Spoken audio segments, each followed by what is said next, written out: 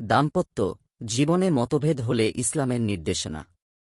আল্লাহ বলেন, আর তাঁর নিদর্শনাবলীর মধ্যে একটি হল, তিনি তোমাদের জন্য তোমাদের মধ্য থেকেই সঙ্গিনী সৃষ্টি করেছেন, যাতে তোমরা তাদের মাধ্যমে প্রশান্তি লাভ করো।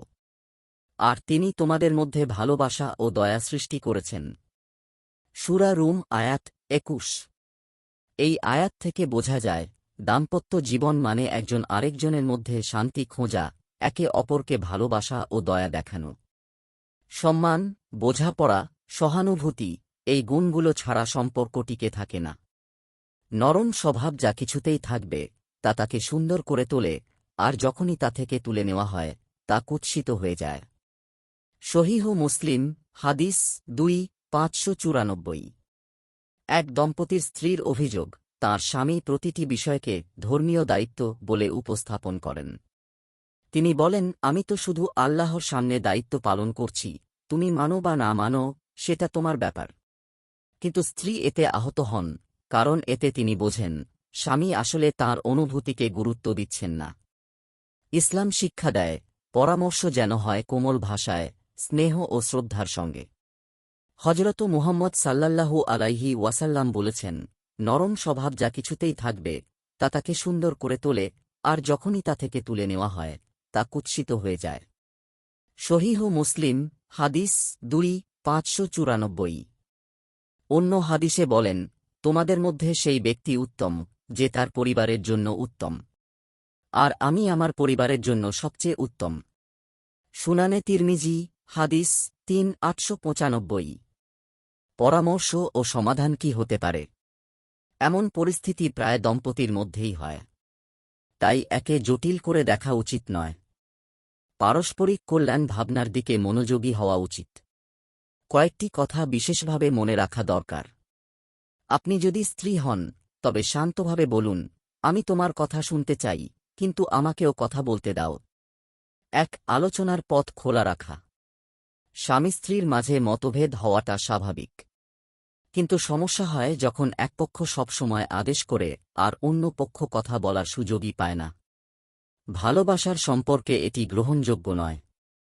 আপনি যদি স্ত্রী হন, তবে শান্তভাবে বলুন, আমি তোমার কথা শুনতে চাই, কিন্তু আমাকেও কথা বলতে দাও। আর যদি স্বামী হন, তাহলে বুঝুন, আপনার স্ত্রীর মন খুলে কথা বলার প্রয়োজন আছে।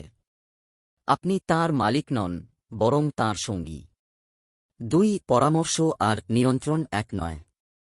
অনেকে পরামর্শের নামে স্ত্রীকে চাপে ফেলেন। সেটা ঠিক না। পরামর্শ তখনই কাজে আসে, যখন তা ভালোবাসা আর সম্মানের সঙ্গে দেওয়া হয়। কাউকে সম্মান করা মানে এই নয় যে তাঁর সব কথা মানতেই হবে। ইসলাম আমাদের চিন্তা ও বিচারবোধ দিয়েই সম্মানিত করেছে। ৩. বড় সিদ্ধান্তগুলো একসঙ্গে নিন।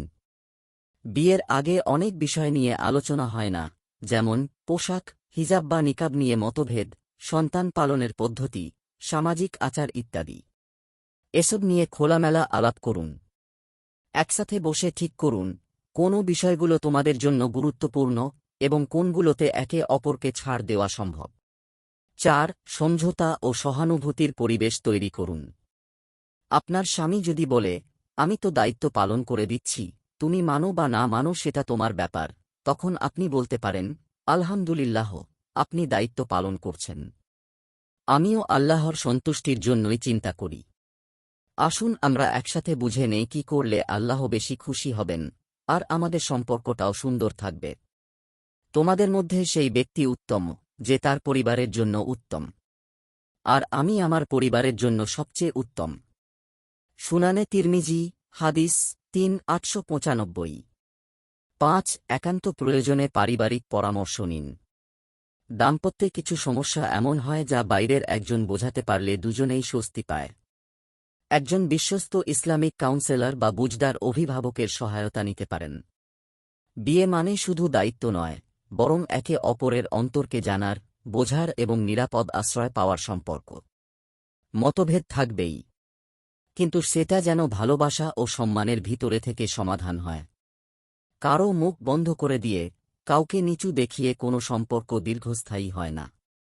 একসাথে বসে কথা বলুন, ভুল বুঝলে ক্ষমা চান, একজন আরেকজনের হৃদয় খোলার সুযোগ তৈরি করুন। আল্লাহ আমাদের সকলকে শান্তিপূর্ণ ভালোবাসাময় দাম্পত্য জীবন গঠনের তাওফিক দিন। দিন প্রচারের উদ্দেশ্যে ভিডিওটি শেয়ার করুন। লাইক, কমেন্ট, ফলো এবং চ্যানেলটি সাবস্ক্রাইব করে পাশে থাকবেন। মহান আল্লাহ আপনাকে উত্তম যা দান করুক। আমিন।